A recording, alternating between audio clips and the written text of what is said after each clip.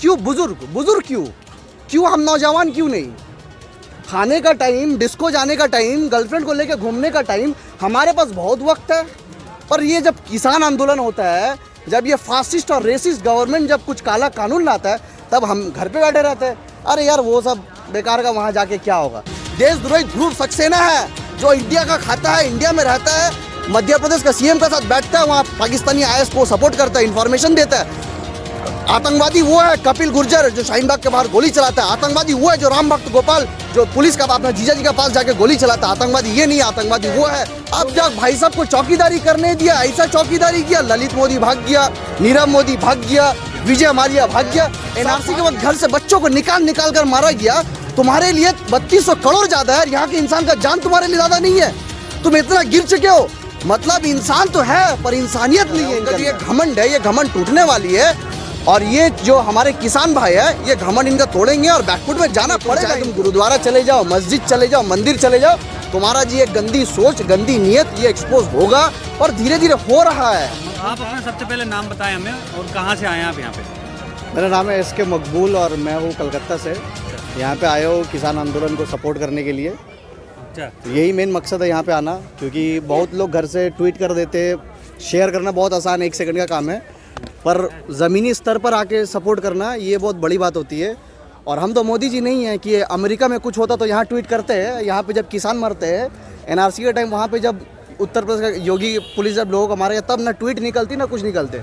तो हम उन कैटेगरी के लोग नहीं हैं। हम कोशिश करते हैं कि हमारा भी जॉब है, हमें अभी काम करने पड़ता है, हमारे भी घर में फैमिली है, पर कोशिश करते हैं वो बिजी शेड्यूल के अंदर भी जितना वक्त हो यहाँ पे आके दे सके। जब हम 1500 किलोमीटर चल के यहाँ आ सकते हैं, तो जो घर के अंदर अभी बैठे हैं, जो सोच रहे घर में बैठे बैठे वो आशीर्वाद आटा खा रहे, कोई रोटी खा रहे, चावल खा रहे, वो जो घर पे बैठे हैं सोच रहे भी आ जा रहे, जब तक ये किसान ये आंदोलन जिस दिन ज़्यादा लंबा चला तो तुम्हारे अंदर तुम्हारे घर तक रोटियां भी नहीं जाएंगी और चावल भी नहीं जाएंगे। तो गुजारिश है, तुम्हारे घर में ये रोटी चावल रुकने से पहले तुम यहाँ पे आओ और यहाँ पे इन जो आंदोलन को सपोर्ट करो। और ये सपोर्ट करो, ऐसा सपोर्ट करो कि 26 तारीख को ट्रैक्टर लेकर जाना ना पड़े। आंदोलन ही ऐसा हो कि वो आदमी का भीड़ ही पूरा वहाँ तक चले जाए, 26 जनवरी इंडिया गेट तक चला जाए। तो यही मेरा गुजारिश और यही मेरा मकसद है यहाँ पे आना। और मेरा ज़रिए से मैं ये कहना चाहता हूँ कि क्यों बुजुर्ग क्यों हम नौजवान क्यों नहीं? खाने का टाइम, डिस्को जाने का टाइम, गर्लफ्रेंड को लेकर घूमने का टाइम, हमारे पास बहुत वक्त है। पर ये जब किसान आंदोलन होता है, जब ये फासिस्ट और रेसिस्ट गवर्नमेंट जब कुछ काला कानून लाता है, तब हम घर पे बैठे रहते हैं। अरे यार वो सब बेकार का, वहाँ जाके क्या होगा। तो ये जो सोच हमारे अंदर है, ये सोच, सबसे पहला दिमाग, ये सोच से हमें बाहर आना पड़ेगा। और आप मीडिया का थ्रू मेरा यही गुजारिश है कि जो घर पे बैठे हो, कि ये मोदी जी आपका घर तक घुस गए। रवीश कुमार कहा था ना टीवी मत देखो, तो घर तक घुस गए, रिमोट भी वही कंट्रोल कर रहा है, मोदी जी कंट्रोल कर रहा है। तो ये आपका घर तक घुस गए, 2 दिन बाद आपका जेब में घुस जाएंगे, तो सब जगह घुस रहे धीरे धीरे। तो वो और भी आपका जो थोड़ा वो बचा है, वो घुसने से पहले गुजारिश है कि आप लोग बाहर आओ और ये फासिस्ट और रेसिस्ट गवर्नमेंट के खिलाफ आवाज़ उठाओ और समर्थन करो। और यही मकसद है कि यहाँ पे आना। एक शख्स है, उन्होंने सुप्रीम कोर्ट में अपील की है कि 3200 करोड़ पर डे का नुकसान हो रहा है, इस किसान आंदोलन को ख़त्म कराया जाए। क्योंकि सुप्रीम कोर्ट शाहीन बाग के टाइम में कह चुका है कि रोड पे प्रोटेस्ट नहीं करना है। किसान जो है रोड पे प्रोटेस्ट कर रहे हैं, जिससे देश का नुकसान हो रहा है 3200 करोड़ रुपए पर डे के हिसाब से।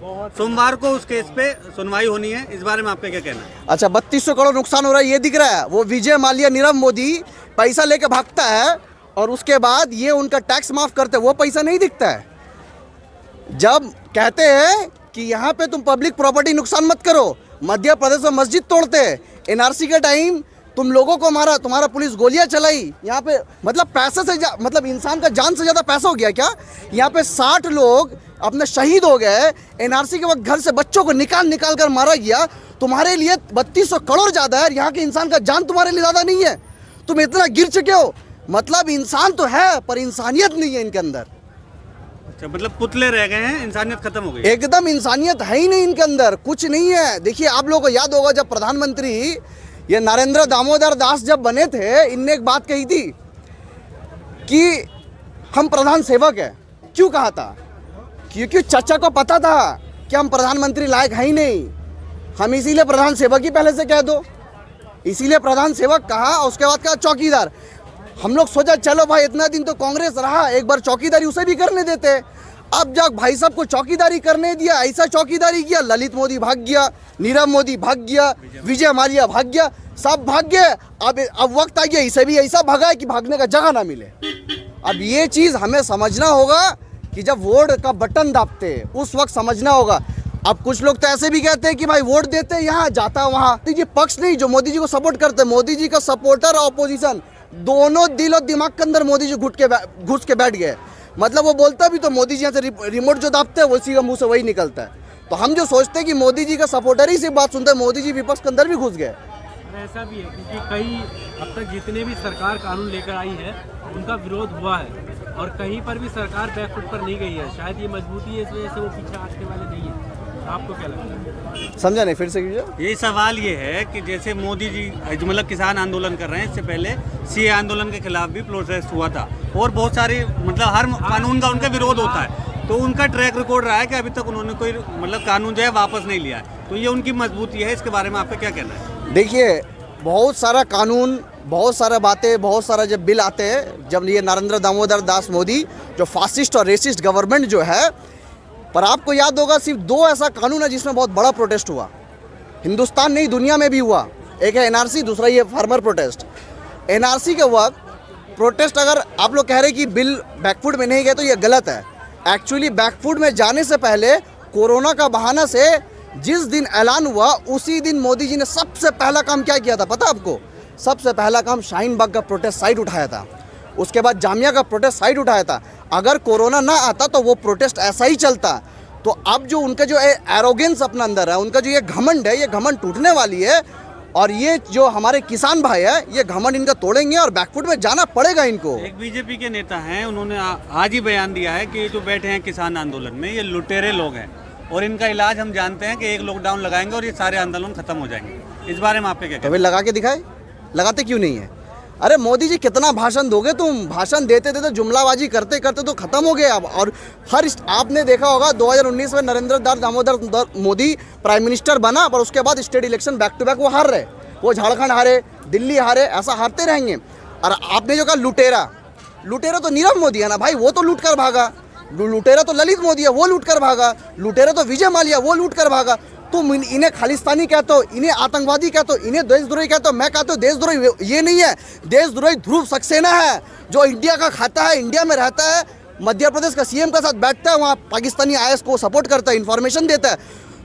आतंकवादी वो है कपिल गुर्जर जो शाहीन बाग के बाहर गोली चलाता है। आतंकवादी वो है जो राम भक्त गोपाल जो पुलिस का अपना जीजा जी के पास जाके गोली चलाता है। आतंकवादी ये नहीं है, आतंकवादी वो है। यहाँ के गद्दारों को गोली मारो, सालों को। ये है देशद्रोही जो हिंदुस्तान जिंदाबाद का नारा लगाते, ये देशद्रोही नहीं है, ये है देशभक्त। देशद्रोही वो है जो तुम वहाँ पे नफरत का आँख गोल लो। सुबह उठो मस्जिद, रात में जाओ मंदिर, मस्जिद मंदिर मस्जिद मंदिर करके करके तुम ऐसा कर दिए कि जो माँ का पेट से बच्चा भी पैदा हो रहा है वो भी देख रहा है मम्मी ये क्या हो रहा है, हमेशा मंदिर मस्जिद, ये क्या हो रहा है। मतलब मैं चाहता हूँ कि आप मोदी जी ने पर एक काम तो सही किया कि ये हिंदू मुस्लिम अलग करने का चक्कर में एक कर दिया। ये मोदी जी को समझ नहीं आ रही कि आप जितना हिंदू मुस्लिम नफरत करोगे कि इंसान तुम्हारे ये नफरत से परेशान होने के बाद अब इकट्ठा हो गए। आप बताओ यहाँ पे मतलब इनके जहन में इतना जहर है कि ये प्रोटेस्ट तो किसान का है। कोई किसान यहाँ पे कहा है कि ये सिखों का प्रोटेस्ट है? किसी ने भी कहा है ये बात? भाई किसी ने कहा ये सिखों का प्रोटेस्ट है? नहीं कहा ना, किसान का प्रोटेस्ट है। अब मोदी जी देखिए, उनको धर्म से इतना नफरत और मोहब्बत नहीं पता क्या है, उनको ही पता है। चलेगा वहाँ, कहाँ गए? गुरुद्वारा चले गए। हालांकि गुरुद्वारा जाना अच्छी बात है, आप जाओ, उसमें कोई बात नहीं है। पर आपका जो ये मार्केटिंग स्ट्रेटेजी है कि गुरुद्वारा जाएंगे तो सिख खुश हो जाएंगे, पर भाई ऐसा नहीं है। तुम्हारा ये जो मार्केटिंग है ये हमारा सिख भाई भी समझ गए, मुसलमान भी समझ गए, हिंदू भी समझ गए। अब धीरे धीरे इसीलिए इसको एक तो सिख का रंग देने का कोशिश किया था कि सिखों का रंग दे दो, इसको भी सिख मुसलमान कर देंगे, उसका बाद ये फिर अलग हो, एक तो धर्म का नाम पे बढ़ जाएगा। तो पर ऐसा होने वाला है नहीं। तुम चाहे तुम गुरुद्वारा चले जाओ, मस्जिद चले जाओ, मंदिर चले जाओ, तुम्हारा जी एक गंदी सोच, गंदी नीयत ये एक्सपोज होगा और धीरे धीरे हो रहा है। मकबूल साहब, आप जॉब करते हैं या स्टडी कर रहे हैं अभी? मैं जॉब करता हूँ। जॉब करते हैं तो आप पढ़े लिखे हैं माशाल्लाह। तो ये जो आंदोलन है जो कर रहे हैं किसान, तो कहा जा रहा है सरकार की तरफ से कि इनकी समझ में कानून नहीं आ रहा है। तो आप तो पढ़े लिखे हैं, तो आपकी समझ में आ रहा होगा, कुछ बोलें इसके बारे में। अच्छा, मतलब इन्हें कानून समझ नहीं आ रहा है। और वो जो फार्मर जो ऑर्गेनाइजेशन है, जो कुछ संगठन है, जो 15 दिन पहले रजिस्ट्रेशन हुआ, वाह भाई वाह, 15 दिन पहले जो रजिस्ट्रेशन हुआ उसे समझ में आ गया। और यहाँ पे 15,000 जो किसान, 15 लाख किसान हर जगह बैठे, इन्हें समझ में नहीं आ रहा। अरे ये कुछ भी लाते तो किसी को समझ में नहीं आता। आप एक बात बताओ ना, फॉरेन मिनिस्टर कोई और है, पर मोदी जी विदेश घूमते रहते हैं। इनका रेलवे मिनिस्टर कोई और है, फाइनेंस के बाद कोई और करते हैं। अरे ये तो बेतुकी बातें करने में आगे है। निर्मला सीतारमण कहती है कि प्याज का दाम बढ़ गया, मैं प्याज नहीं खाती। और वो भी तो ये कहते हैं कि यार आप लोग जो है मोदी विरोधी हैं, जब भी कोई सरकार कानून लाती है आप विरोध को कर जाते हैं। हाँ हर तो चीज़ भाई, का विरोध होता है। तो भाई आप ऐसा कानूनी क्यों लाते हो कि जो कि लोगों को समझ नहीं आती, लोगों को पसंद नहीं आती, लोगों को आप ऐसा कानून। आप एक बात बताओ, एनआरसी का जो कानून लाया था, इतना विरोध क्यों हुआ? मतलब समर्थन में भी तो उतरे थे लोग। समर्थन में उतरते नहीं है भाई, समर्थन को पैदा किया जाता है। जब देखते, तो ये भी कहा जा सकता है कि आपको बरगलाया जाता है विरोध में उतरने के लिए। हमको बरगलाया जब जाता है तब इसीलिए जब डिबेट होता है, जब यहाँ पे तो बुलाया जा रहा है, आओ, आते क्यों नहीं है? इतना दिन हो गया है, यहाँ पे 60 किसान मर गए, यहाँ पे नरेंद्र दामोदर दास मोदी ट्वीट कर सकते हैं, यहाँ पे क्यों नहीं आ सकता है? मोटा भाई बातचीत कर तो रहे हैं। हाँ, बातचीत का एक तरीका होता है, वो अपने प्रोटोकॉल के जरिए किसानों के नेताओं को बुला रहे हैं, बातचीत कर रहे हैं ना। अब किसानों की तरफ से कोई ऐसा सुझाव नहीं जा रहा है जिस पर वो बात करें, आगे बढ़े। कृषि मंत्री ये खुद कह रहे हैं कि सुझाव कोई सही सा नहीं आ रहा है। आप कौन सी प्रोटोकॉल की बात कर रहे हो? बिल बनाने से पहले किसी से बात की थी मोदी जी? दिखाया उन्होंने कितनी, किससे बात किया था? उन्होंने खुद उनके प्रवक्ता बताते हैं। हाँ तो बताते हैं ना, दिखाया किससे बात हुआ था? किसी से बात हुआ था? कोरोना का टाइम में आप विंटर सेशन पार्लियामेंट में बंद कर देते हो, पर कोरोना का टाइम में मध्य प्रदेश सरकार बना लेते हो। उसके बाद कोरोना का बहाना देके बिहार में लाखों का तादाद में आपको वहाँ पे भीड़ जम जाती है। हैदराबाद में म्यूनिसिपल इलेक्शन होता है, आप नड्डा चड्डा गड्ढा सब पहुँच जाते हैं वहाँ पे म्यूनिसिपल इलेक्शन में। बंगाल में जाइए, देखिए वहाँ पे नड्डा चड्डा अड्डा गड्ढा सब जाके पहुँच गए। तो भाई ये तो इनकी राजनीति है कि कोरोना में जब अभी पता है अभी विंटर सेशन होगा तो सवालों का जवाब होगा नहीं उनके पास, तो सवाल दे नहीं पाएंगे। ये झूठे हैं, गद्दार है, देश का असली गद्दार ये लोग हैं। Thank you. आप लोगों ने एक आखिरी, आप लोगों ने जो चुनकर भेजे हैं अपने प्रतिनिधि, उनका भी तो समर्थन रहा, उनके सहयोग से ये कानून पास हुआ। उन्होंने क्यों विरोध नहीं किया? जो सांसद आपके चुने हुए वहाँ बैठे हैं और वो आपके समर्थन में क्यों नहीं आ रहे? आप अंबानी का विरोध करने लगते हैं, अडानी का विरोध करने लगते हैं, बाबा रामदेव का विरोध कर रहे हैं। अरे उन्हें थोड़ा ना चुन के भेजा है आपने, उनका विरोध कर रहे हैं। जिनको चुन के भेजा आप उनको घर से बाहर निकालिए। ये जो आपने सवाल किया बहुत अच्छा सवाल है। देखिए हमने जिसे चुना है वो, आप कह रहे हो कि जो सांसद को हमने चुना है वो सांसद एक किसी न किसी राजनीतिक दल से जुड़ा हुआ है, पर ये जो प्रोटेस्ट है यहाँ पे किसानों ने पहले ही कह दिया गैर राजनीतिक है। अगर कोई सांसद मिनिस्टर चाहता भी है, कोई पार्टी से ऐसा सपोर्ट कर रहे हैं, वो आ नहीं सकता है। आते भी है तो उनको स्टेज के बाहर या पीछे रखा जाता है। तो ये गैर राजनीतिक मंच है, इसीलिए तो कोई नहीं आ रहे, नहीं तो आने के लिए तो बहुत लोग आ सकते हैं। आपको ही पता है राजनीतिक जो नेता होते हैं वो ऐसे मंच ढूंढते हैं, ऐसा मौका ढूंढते हैं, कब ऐसा मौका मिल हम जाए, पर ये मंच ही गैर राजनीतिक रखा है, इसलिए आ नहीं रहे। बहुत लोग चाह कर भी नहीं आ सकते। और अगर आप राजनीतिक सांसद का बात करोगे तो बहुत बार ऐसा भी हो तो लोग कांग्रेस को वोट देते, सरकार बीजेपी बनाती है, तो आप कौन सांसद के ऊपर भरोसा करोगे?